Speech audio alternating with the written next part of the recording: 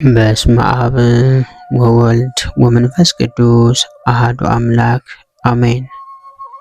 እንኳን በሰኔ 3 ቀን ታስበውና ተከብረው ለሚውሉ ለቅዱሳን በዓላት ሰኔ 3 ቀን በዚች ቀን አባታችን ዜና ማርቆስ መታሰቢያ በዓላቸው፣ በትሕርምትና በተጋድሎ የጸናች ቅድስት ማርታ የዕረፍቷ መታሰቢያ በዓል፣ ቅዱስ ኢሳርዮስ የሚባል ኤጲስቆጶስ ሰማዕቱ ነው ያረፈበት የዕረፍቱ መታሰቢያ በዓል፣ ኢትዮጵያዊ ጻድቅ አቡነ ተጠምቀ መድኅን የዕረፍታቸው መታሰቢያ በዓል። በሰላም አደረሳችሁ አደረሰን። አቡነ ዜና ማርቆስ ሰኔ 3 በዚች ቀን አባታችን ዜና ማርቆስ መታሰቢያ በዓላቸው ነው። ሀገራቸው ጽላልሻ አውራጃ ምድረ ዘወረደች ስትሆን ትውልዳቸው ከነገደ ሌዊና ከእስራኤል ነገሥት ወገን ነው። ወላጆቻቸው ልጅ በማጣት ሲያዝኑ አንድ ዕለት ሐዋርያውና ወንጌላዊ ቅዱስ ማርቆስ ወደ እናታቸው ማርያም ዘመዳ ሌሊት መጥቶ ገድሉና ትሩፋቱ በዓለም ሁሉ የመላ ጻድቅ ልጅ እንደምትወልድ ነገራት። ለአባቱ ለቀሲስ ዮሐንስም እንዲሁ ተገልጦለት ሚስትህ ማርያም ዘመዳ የካቲት 24 ቀን ጸንሳ ይኸውም በካህናተ ሰማይ በዓል ትወልዳለች አለው። ስሙም ዜና ማርቆስ ይባላል በማለት ብስራቱን ነግሮታል። በወንጌላዊው ቅዱስ ማርቆስ ብስራት መሰረት አባታችን በተወለዱም ዕለት ቅዱስ ዑራኤልና ቅዱስ ሩፋኤል የብርሃን ልብስ አልብሰው በክንፋቸው ሲጋርዷቸው ለሰዎችም ሁሉ ታይቷል። በወቅቱም የአባ ሳሙኤል ዘወገግ አባት እንድርያስ የአቡነ ተክለ ሃይማኖት አባት ቅዱስ ጸጋ ዘአብ እስኪደነቁ ድረስ ይህንን በዓይናቸው ተመልክተዋል።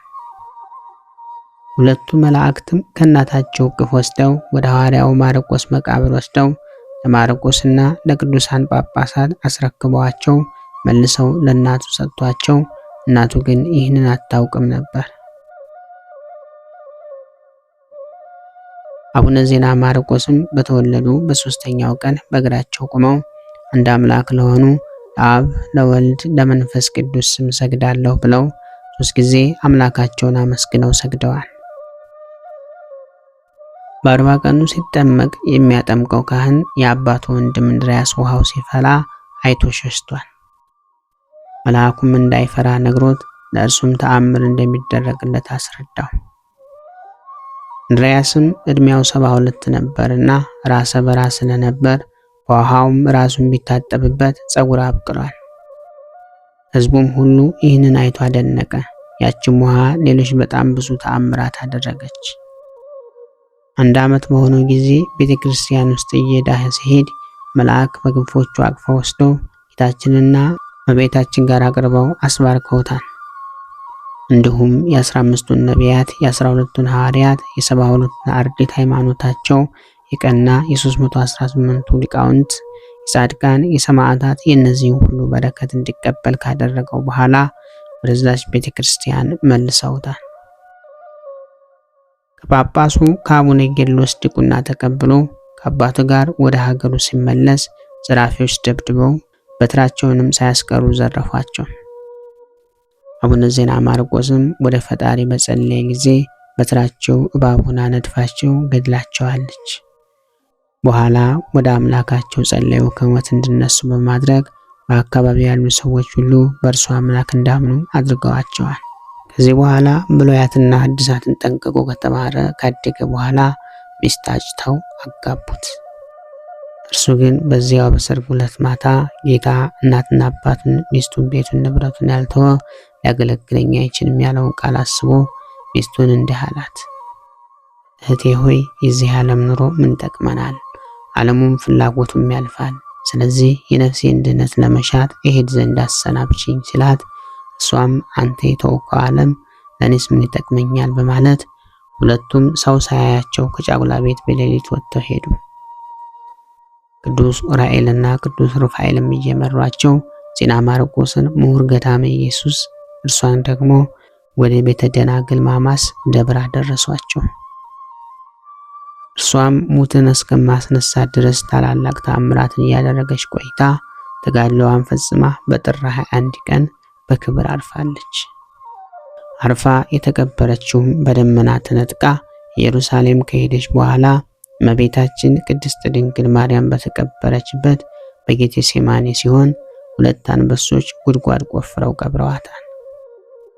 አባታችንም በምሁር ሀገር ይመለክ የነበረውን ማኮስ የተባለውን ጣዖት በመሬት ውስጥ ቀብረውታል። ገዢውም ተቆጥቶ በአባታችን ላይ ክፉ ሲያደርግ ካላመንክ አንተም እንደ አምላክህ እንደ ማኮስ መሬት ተከፍታ ትውጣለች ብሎ በተናገረበት ቅጽበት ገዢውን ከነሰራዊቱ መሬት ተከፍታ ዋጠቻቸው። ከዚያም ፈጥነውና በደመና ተነጥቀው ወደ ግብጽ በመሄድ ከአባ በንያሚን ቅስና ተቀብለው መጡና መሬት ተከፍታ የዋጠቻቸውን የገዢዎች ቤተሰቦች ጨምሮ ብዙ ሺህ የምሁር ህዝቦችን አስተምረው አጥምቀዋቸዋል።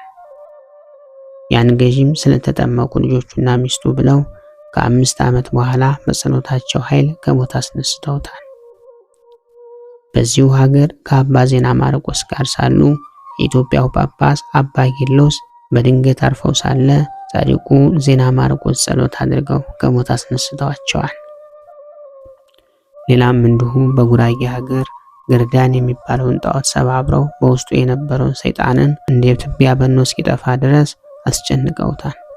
ሕፃናቱን ጨምሮ ከ124,000 በላይ የሚሆኑትን ህዝቦችን አስተምረው አጥምቀዋቸዋል። መልአኩ ቅዱስ ሩፋኤልም ሁልጊዜ እንደ ጓደኛ እያነጋገራቸው ይረዳቸው ነበር። አባታችን ዜና ማርቆስ የሚያደርጓቸው እጅግ ድንቅ የሆኑ ተአምራት በህዝቡ ዘንድ ውዳሴን ያመጣ እንዳያስቸግራቸው ብለው ይህንን ተአምር የማድረግ ስራ እግዚአብሔር እንዳያርቅላቸው ይለምኑት ነበር።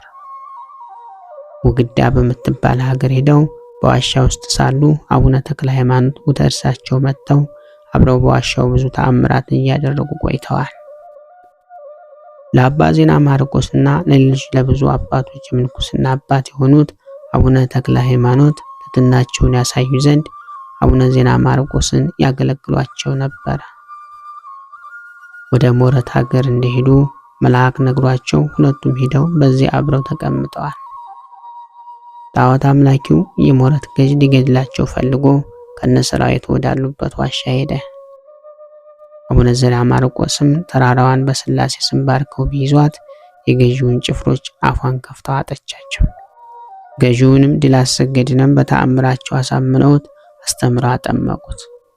ከዚህ በኋላ ቅዱስ ገብርኤል ለአቡነ ተክለ ሃይማኖት ተገልጦላቸው ወደ ገራሪያ ሀገር እንደሄዱ ስለነገራቸው አቡነ ተክለ ሃይማኖት የመላእክትን አስኬማ ለአቡነ ዜና ማርቆስ አልብሰዋቸዋል።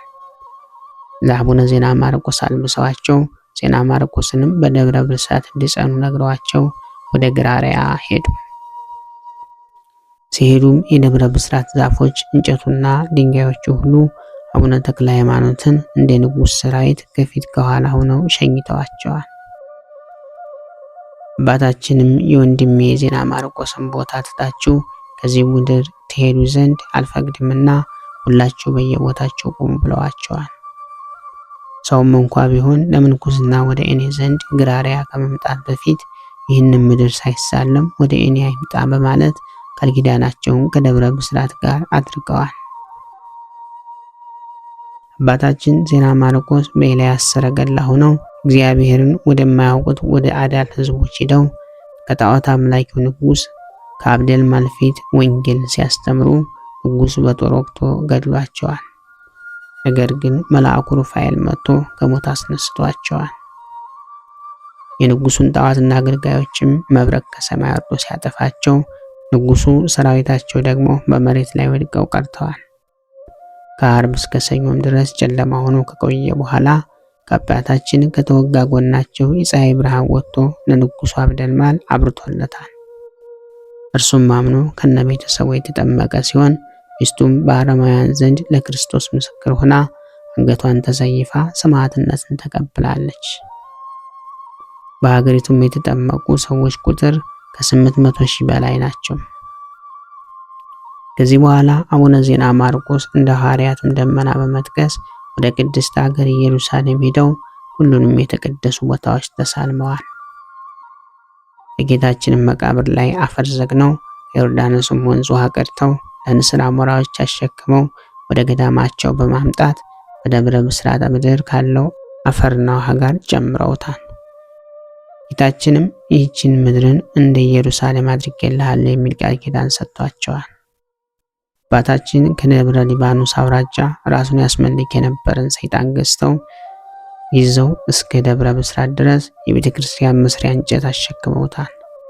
በዚያም እንጨት በመሸከም ሲያገለግላቸው ኖሯል። አባታችን ዜና ማርቆስ ወደ ዋልድባ በመሄድ ከአባ ሳሙኤል ጋር የተገናኝተው እንዲሁም ከሌሎች በርካታ አባቶች በየቦታው እየሄዱ በረከት ተቀብለዋል። ወደ ትግራይም በመሄድ የተሰዓቱን ቅዱሳንን ገዳማት ተሳልመው ወደ ሰሜንም ሄደው ዜማውን ሲያዜሙ ያሳያቸው ዘንድ ወደ ቅዱስ ያሬድ መቃብር ሄደው 7 ቀን ሲማጸኑ ከቆዩ በኋላ ወደ አክሱም ጽዮን ሄደው በዚያ ከቅድስት ድንግል ማርያም ከቅዱስ ኤፍሬምና ከቅዱስ አባ ሕርያቆስ ጋር ሆኖ እነርሱ ድርሰታቸውን ሲያነቡ ቅዱስ ያሬድ ደግሞ ድርሰታቸውን እያዜመው ተገልጦላቸዋል። አባታችን ወደ ላሊበላም ሄደው ከቅዱስ ላሊበላ በረከትን ተቀብለዋል። ወደ ጣና ደሴትም ሄደው በዚያ ካሉ ቅዱሳን ተባርከዋል። ሐይቅ እስጢፋኖስም አባ ኢየሱስ ሞዐ ጋር በመሄድ እንዲሁ ተባርከዋል። በታናሽ ደመናም ወደ ብሔረ ሕያዋን ተነጥቀው ሞትን ካልቀመሱት ከሄኖክ፣ ከኤልያስ፣ ከዕዝራ በረከትን ተቀብለዋል። ወደ እስላም ሀገር በመሄድም ለ1 ዓመት ቆይተው በዚያ ያሉ ሕዝቦችን በተአምራታቸው በትምህርታቸው አሳምነው አጥምቀዋቸዋል። ጌታችን በምድር ብዙ ቃል ኪዳን ከሰጣቸው በኋላ ወደ ሰማይ አውጥቶ ገነትና ሲኦልን ሁሉን አሳይቷቸዋል። አቡነ ዜና ማርቆስ 8 እንጀራን አብርክተው 8000 ሰዎችን በመመገብ ጌታችንን መስለውታል። ቀድሰው ሕዝቡን ሁሉ ሲያቆርቡ ቢመሽባቸው ፀሐይን እንደ ኢያሱ ገዝተው አቁመዋታል። በታኅሳስ ወር መባቻ አባታችን በገዳመ ደንሳ በረሃ ያገኛት ተአምረኛዋ ስዕለ ማርያም ወዳለችበት ቤተክርስቲያን ሄደና ለመቀደስ ሥራዬ ካህን ሆኖ ተሰየመና እንደሚገባ የቅዳሴውን ሥርዓት ጀመረ። ማጠንት ይዞ እየዞረ የቤተክርስቲያኑን በሮች በሚያጥንበት ጊዜ ሥጋ ወደሙን ለመቀበል እርስ በርሳቸው ሲጨናነቁ የልጆቹ መነኮሳትን ብዛት ተመለከተ። ያን ጊዜም በልቡ አሰበ፣ እንዲህም አለ፣ ይህንን ያህል ያለውን ሰው ቅዱስ ቁርባን ማቀበል እንዴት ይቻላል? ሁሉ ሰው በተራ እስከሚቀበል ድረስ ፀሐይ ይገባል፣ መሽቶ ሌሊትም ይሆናል አለ። ከዚህም በኋላ ዓይነ ልቦናቸውን ወደ ሰማይ አቅንቶ አቤቱ ጠላቶቹን እስከ ደመሰሰና ለእስራኤል ልጆች ርስታቸውን እስካካፈለ ድረስ ለኢያሱ ፀሐይን በገባዖን ያቆምክ አንተ ነህ። ዛሬም ቅዱስ ሥጋህን ክቡር ደምህን ለእነዚህ ባሮች ቅዱሳን መነኮሳትና ለሕዝቦች እስከማቀብላቸው ድረስ እንዲሁ በቸርነትን ብዛት ፀሐይን አቁማት ብሎ በጸለየ ጊዜ ፀሐይዋ ወዲያውኑ ቆመች። ከዚያም በኋላ ቅዳሴውን ጨርሶ ሕዝቡን ሁሉ አቆረባቸው። ቅዱስ አባታችን በምሁር ኢየሱስ ገዳም ከሬብ በሚባል ዋሻ ውስጥ 40 ዓመት ዘግተው ተጋድለዋል።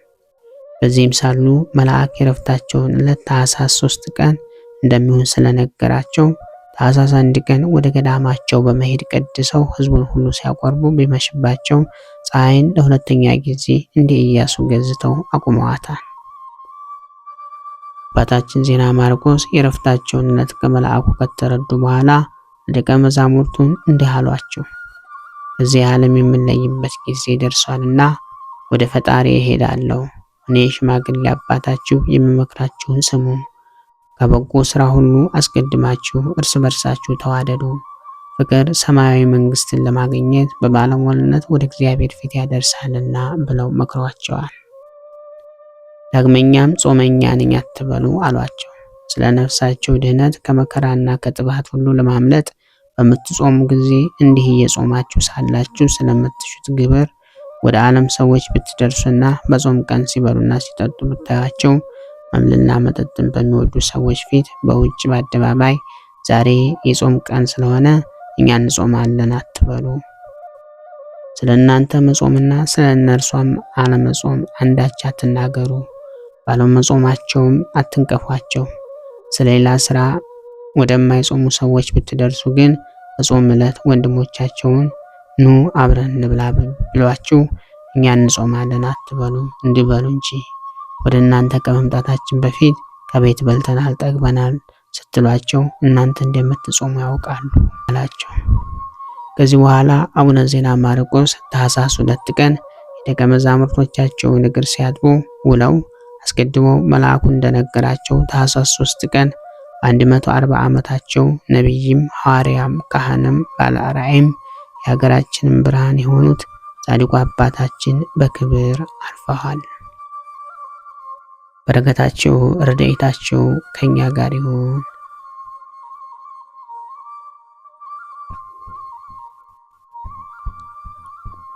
በዚህ ዕለት ታስባና ተከብራ የምትውለው ቅድስት እናታችን ቅድስት ማርታ ተሐራሚት ናት። በዚች ቀን በትሕርምትና በተጋድሎ የጸናች ቅድስት ማርታ አረፈች። ይህችም ቅድስት ከምስር ተወላጆች ውስጥ ነበረች። ወላጆቿም እጅግ ባለጸጎች ነበሩ። ታናሽነቷም ጀምራ የረከሰ ዝሙትን የምትወድ ነበረች። ከተማ ጎልማሶችና ታላላቆቹንም በስውር ወደ እርሷ እየመጡ ያመነዝሩ ነበር። ከዚህ በኋላም ስራዋ ተገለጠ። የርኩሰት ስራዋንም በግልጥ አብዝታ የምትሰራ ሆነች። ክብር ምስጋና ይግባውና የጌታችን ኢየሱስ ክርስቶስ የከበረ ልደቱ በዓል በሆነ ጊዜ ወደ ቤተ ክርስቲያን ሄደች። ልትገባም በፈለገች ጊዜ የቤተ ክርስቲያኑ ጠባቂ ከለከላት። እንዲህም አላት፣ አንቺ በምግባር የረከች ስለሆነ ወደ ከበረች ቤተ ክርስቲያን ውስጥ መግባት አይገባሽም አላት። ይተዋትም ዘንድ አባበለችው፣ እርሱ ግን ከለከላት። በመካከላቸውም ታላቅ ጸብ ሆነ። ኤጲስቆጶሱም ጩኸት ሰምቶ ተነስቶ ወደ ቤተ ክርስቲያኑ ደጃፍ ደረሰ። ማርታንም ባያት ጊዜ እግዚአብሔር ቤቱ የከበረና የነጻ እንደሆነ አታውቂምን? አንቺም የረከሽ ስለሆንሽ ወደ እግዚአብሔር ቤት ትገቢ ዘንድ አይገባሽም አላት። በዚያን ጊዜም አለቀሰች። ንስሐ ገባለሁ እንጂ ወደዚህ ስራ እንግዲህ አልመለስም፣ ብትቀበለኝም እመነኩሳለሁ አለችው። ኤጲስቆጶስም ገንዘብሽንና ጥሪትሽን ሁሉ ወደዚህ አምጥተሽ በፊትሽ ካላቃጠል ነው አላምንሽም አላት። ያን ጊዜም ሂዳ ጥሪቷንና ዋጋው ብዙ የሆነ ጌጧን አምጥታ በኤጲስቆጶሱ ፊት ጣለችው። እርሱም በፊቱ አቃጠለው። ከዚህም በኋላ የራሷን ጠጉር ተላጨች። ኤጲስቆጶሱም ማቅ አልብሶ ወደ ደናግል ገዳም ላካት። በዚያም ታላቅ ተጋድሎም በፍጹም ልቧ ጀመረች። ነፍሷንም እንዲህ እያለች ትገስጻት ጀመር። በጭቃና በድንጋይ ወደ ታነጸው ቤት ለመግባት ካልተውሽ በብርሃን ወደ ተሰሩ ቤቶችማ ለመግባት እንዴት ትሆኛለሽ? ሁለተኛም በጸሎታም አቤቱ ቤተ ክርስቲያንህን ከሚጠብቀው የደረሰብኝን ኀፍረት ልሸከመው ያልቻልኩ እኔን በቅዱሳን መላእክቶች ፊት አታሳፍረኝ አለችው። ይህችም ቅድስት ሰይጣንን ድል እስከ አደረገችው ድረስ 25 ዓመት ስትጋደል ኖረች። በዚህ ሁሉ ከገዳም ግቢ ወደ በር አልወጣችም። ከዚህ በኋላ በሰላም አረፈች። በዚህ ዕለት ታስቦና ተከብሮ የሚውለው ሌላው ቅዱስ አባታችን ቅዱስ ኤላሪዮስ ሰማዕት ነው። በዚህችም ቀን ደግሞ ኤላሪዮስ የሚባል ኤጲስቆጶስ በሰማዕትነት አረፈ። ይህም ቅዱስ ከሃዲውን ንጉሥ ዮላኪዮስን ጣዖታትን ስለማምለኩ ይገሥጸውና ይመክረው ነበር። ንጉሥ ዮላኪዮስም አይሁድ የሰቀሉትን ባለማምለኬ አንተ ከሃዲ ትለኛለህ? እነሆ አሁን እኔ አንተን ከስቃይ ጽናት የተነሳ ያ የተሰቀለውን አምልኮቱን አስታውሳለሁ አለው። ከዚህም በኋላ ከመኳንንቶቹ ለአንዱ መኮንን ሰጥቶ ባለመራራት ያለማቋረጥ ሁልጊዜ እንዳሰቃየው አዘዘው። መኮንኑም ወስዶ በየራሱ በሆነ ስቃይ አንዲት ቀን እንኳ ከቶ ሳያቋረጥ ሁልጊዜ እያሰቃየው 1 ዓመት ሙሉ ኖረ። በዓመቱም ፍጻሜ በእሳት ውስጥ ጣሉት። እርሱም ከእሳት መካከል ቆሞ እግዚአብሔርን ፈጽሞ እያመሰገነ ጸለየ። ስለዚህች ምልክት ክብር ይግባውና በጌታችን ኢየሱስ ክርስቶስ ብዙዎች አምነው በሰማዕትነት ሞቱ።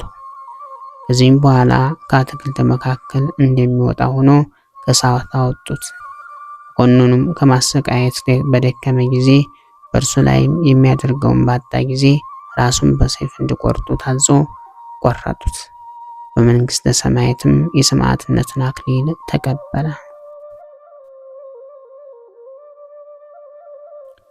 በዚህ ዕለት ታስቦና ተከብሮ የሚውለው ሌላው ቅዱስ አባታችን አቡነ ተጠምቀ መድኅን ነው።